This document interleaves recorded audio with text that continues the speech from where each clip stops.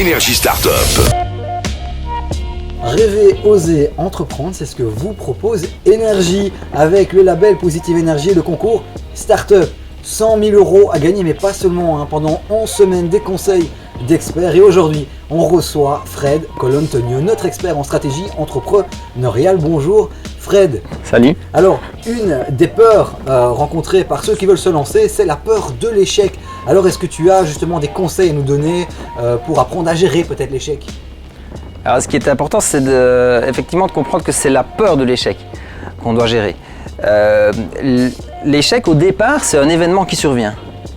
Et c'est l'interprétation qu'on va lui donner qui fait que, dans certains cas, ça peut nous mener à une impasse ou ça peut nous mener à réussir. Parce que ce sera une espèce de marche dans l'escalier de la réussite ou simplement un levier sur lequel on va pouvoir rebondir.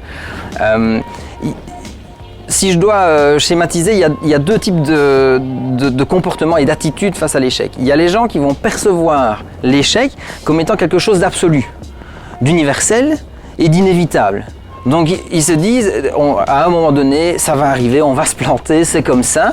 Et surtout, ils vont avoir tendance à généraliser et à voir tout ce qui se passe mal dans le monde. Et globalement, ils vont percevoir ça comme étant quelque chose dont on ne se relève pas. C'est quelque chose qu'on a vraiment raté, on a foiré. Et donc, on va essayer de le faire passer un peu sous le tapis, quoi. On va refermer cette porte-là en disant, j'ai essayé, ça a pas marché. Donc, je referme cette porte et je dois chercher d'autres leviers pour m'en sortir et réussir.